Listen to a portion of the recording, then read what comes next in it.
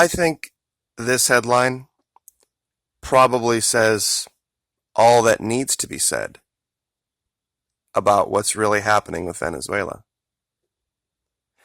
Venezuela had, or still does have, 550 million US dollars worth of gold in the Bank of England and has requested that it be repatriated to their country. And the Bank of England has said no, because it just doesn't think it's a good idea. Because might makes right, and since they have it and the Venezuelans don't, and they realize the Venezuelans can't go invade and take it from them, they've basically just stolen $500 million from Venezuela.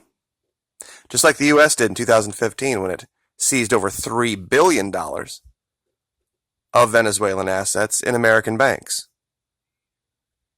And then accused their government of starving their people when the money used to pay for that food was stolen by the United States. Wonderful. Fantastic things going on in our country these days. And it was something that Chavez saw coming. In this article, it's the usual situation for countries across the world to deposit their gold reserves in places that are supposed to be safe. But it's there just as deposit for safekeeping. It's not for this country's government to take a decision about the future use of the money. And it actually vindicates the decision taken by President Chavez a few years ago when he repatriated the bulk of Venezuelans' gold reserves, which were being held in Switzerland. And this is just a leftover amount. Obviously, the reason why Mr. Maduro wants to repatriate the gold reserves at this moment is to protect himself and his country against sanctions which are being promoted by the United States. Now contrast this idea, with what's going on in Argentina, which you won't find in the mainstream media, that they have been forced, with really no other choice. It's either economic collapse or take loans from the IMF. And this is the former president, pictured here, of Argentina, saying that this is going to be a very, very bad idea.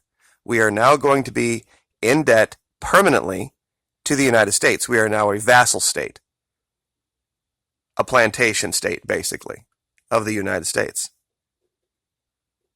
This is what's going on in the media that, or I should say not in the media, in the world, that you're not being told.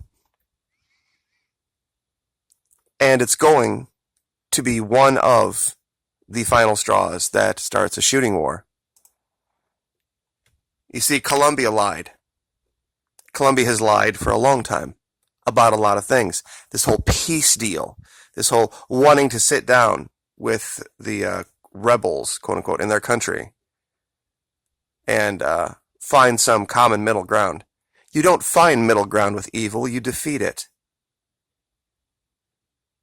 And that's what these rebels are learning, that you can't deal with the evil Colombian government. And they were warned. You see, there were two factions. There was the FARC, who sat down with Santos and cut the peace deal, but there was this group called the ELN, the Ejército Liberación Nacional. And they said, you are going to be screwed. These people will make you all sorts of promises, and they are going to renege on it as soon as you lay down your weapons. As soon as you go into their reintegration camps, they are going to screw you over, which they did. And now these guys are heading back into the mountains. All 7 of the major lieutenants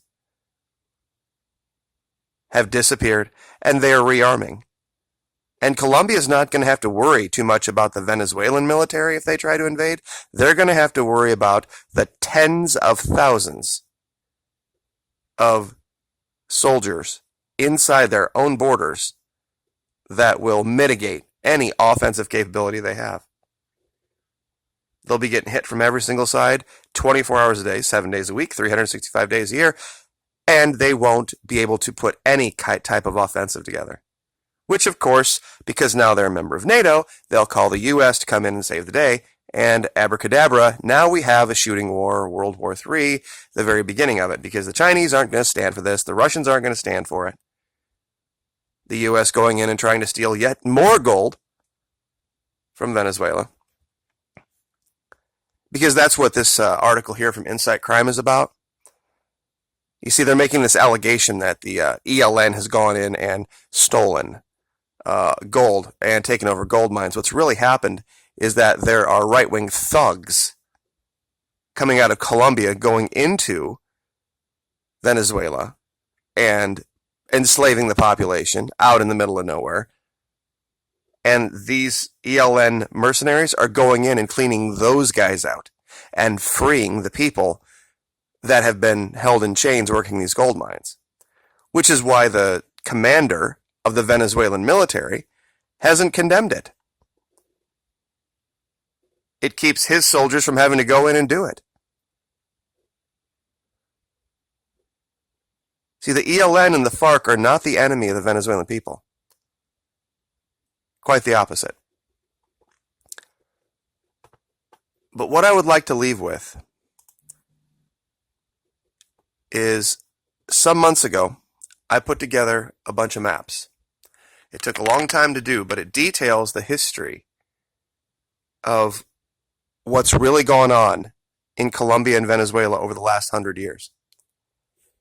And I'm going to go through it fairly quickly here. I'm going to try to keep it on the screen with all of the boxes describing so that you can stop, watch for yourself, and realize that the story that you have been told over the last 50 years about what's happened down here has been completely false. Because there's only one side that our media is on, and they're on the Republicrats' side, and they're on the side of big money, and they're on the side of big business. Therefore, that's the only story you're going to get. This is the other story. Now, this map here talks about post-World War II. The black dots represent the right-wing paramilitaries. These are the paramilitaries that were paid by Dole, Chiquita, Del Monte to protect their plantations.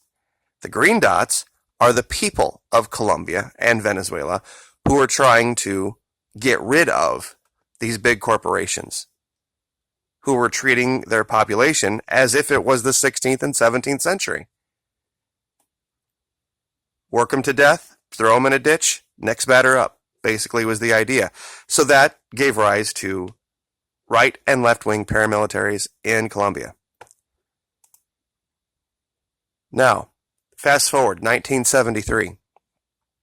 The United States passes a law stating that big oil companies can't sell U.S. oil on the open market for profit, attempting to free us from the chains of Saudi oil. We were trying to consolidate what we had for our own use. Makes sense. Oil independence, energy independence. Well, big oil was having none of that. They don't give a rat's ass about energy independence. They give a rat's ass about their bottom line. So what they did is they went down to Venezuela and started pumping their oil out and selling it for profit. But the problem was the people of Venezuela were like, wait a minute, that's our oil. We're going to partake in this. And so they had a whole bunch of lawyers and a bunch of certain tribal groups, leave it there, cook up these huge contracts that were hundreds and hundreds of pages long that basically exempted these oil companies from providing one dime of that revenue for the people of Venezuela. That's why the U.S. found it so necessary to go down there and install governments that were sympathetic to big business. And so in the 70s, 80s, and 90s, Venezuela, they were telling you, oh, they're so rich and there's so much oil and all this kind of stuff. 80% of the population down there lived in poverty. There was a very tiny sliver right at the top that were super wealthy. But you see, at this time, nobody was complaining about it because U.S. oil was getting their way. Meanwhile, over here, the drug war is ramping up. See, instead of shipping out bananas and coconuts and all the other stuff, they found they could grow coca and ship it back to the United States and make a whole lot more money.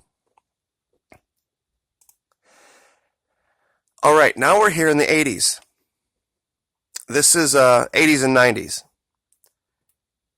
This is when things really started to come into the American consciousness about what the problem with Colombia was.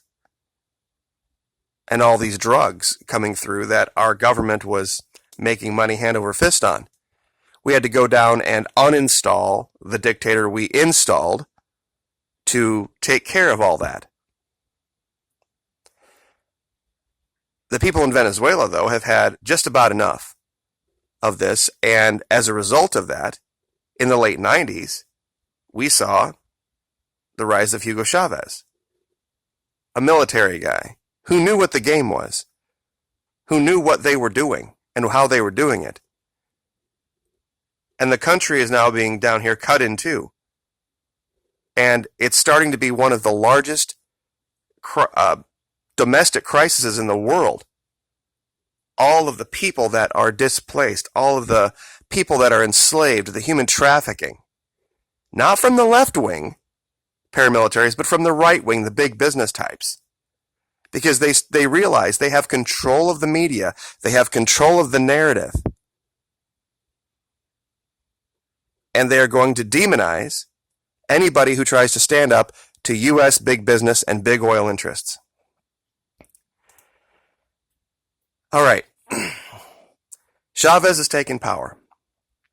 So the U.S. has to take another angle at this. So Manuel Santos takes power in Colombia and cuts this peace deal. Now, he only cuts the peace deal with the left-wing paramilitaries, the FARC and the ELN. Why? Because they're winning. Because they're organized. The right-wing paramilitaries, the problem with them, they were well-financed.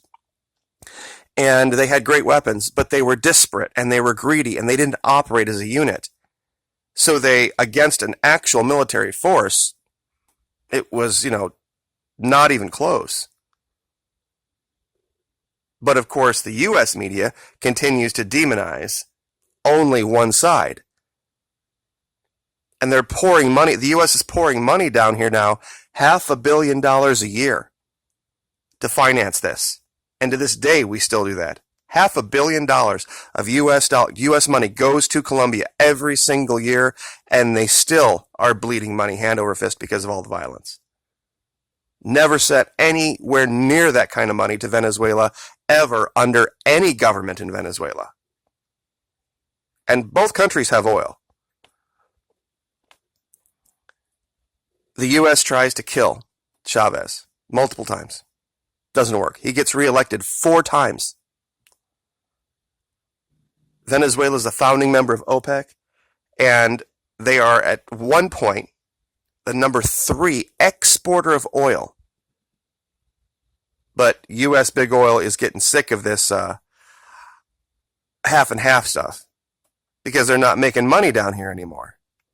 Not like they think they should be able to.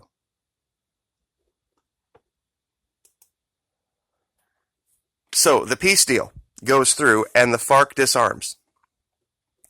Well, now the right-wing paramilitaries have run of the country and exports of cocaine skyrocket. This is the 2000s now, 2010s. Out of Colombia. Why? There's no FARC, there's no ELN, there's nobody to keep these right-wing paramilitaries in check. This is where the plan to take down Venezuela begins. After the death of Chavez, the U.S. in 2015 lifts its ban on oil for profit. Down here, there are these right-wing paramilitaries going into Colombia. Right-wing paramilitaries going into Venezuela from Colombia and buying up all of the price-controlled goods. You see, Venezuela was very wealthy, so they were able to subsidize, just like the United States does, a lot of the basic staples of life for their indigenous population. Well, these right-wing paramilitaries, all these black dots you see on the map, they're like, you know what? We can go in there now and we can just completely rape all of these grocery stores, cut deals with the super elites, the bourgeoisie of Venezuela, so that these shelves end up empty, and the only place the people of Venezuela can go to get groceries is across the border to Colombia. And then, of course, you see all of the pictures of people walking back across the border. And the U.S. media makes it seem like, oh, look at this huge migration out of Venezuela. Oh, it's so horrible. You see, and that's why I showed the pictures of the people carrying toilet paper. Because this is what was happening.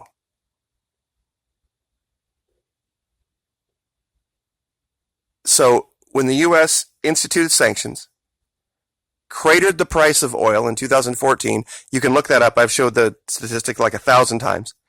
The U.S. and Saudi Arabia cratered the income of Venezuela, sanctioned them, seized their money in our banks.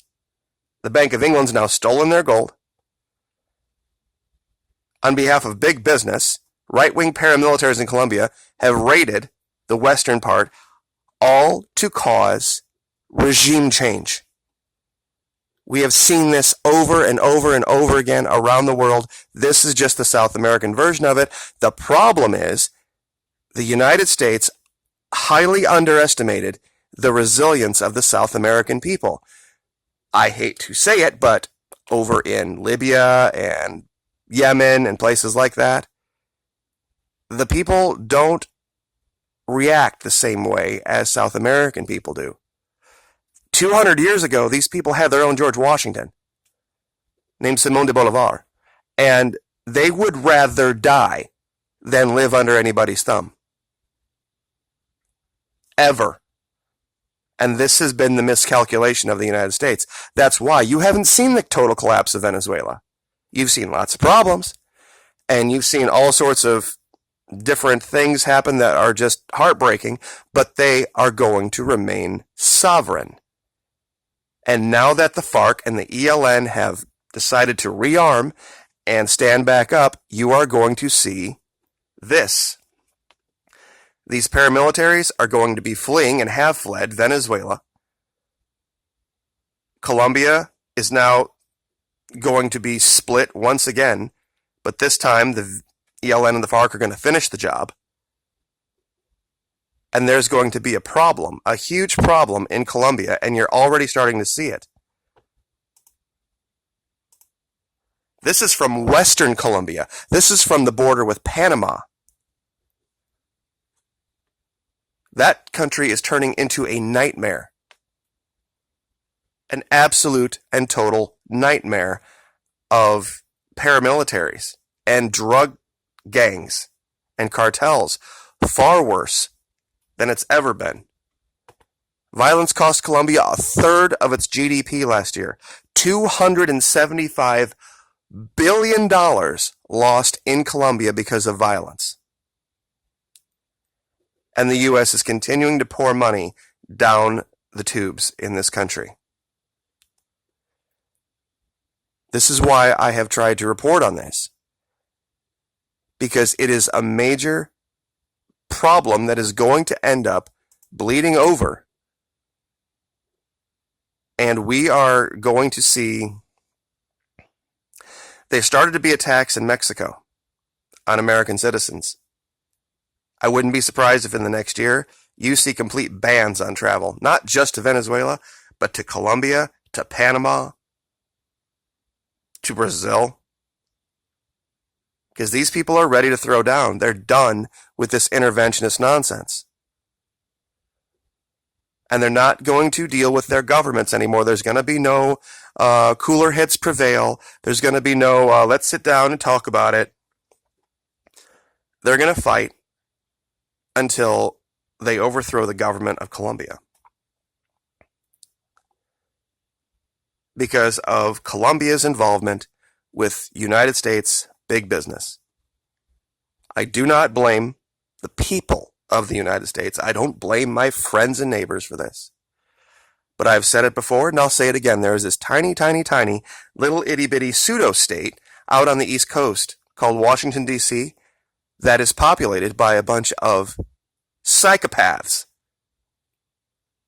who think that they are now the arbiters of all things good and right in the world. And they do so at the point of a gun, not realizing that the rest of the world has guns to point back. And unfortunately, speaking to my neighbors, you and I are going to be in the crossfire. We're going to be the ones that pay the price for this, unless we can somehow find a way to put Washington, D.C. in check. Either we do it, or a foreign adversary is going to do it, one way or the other.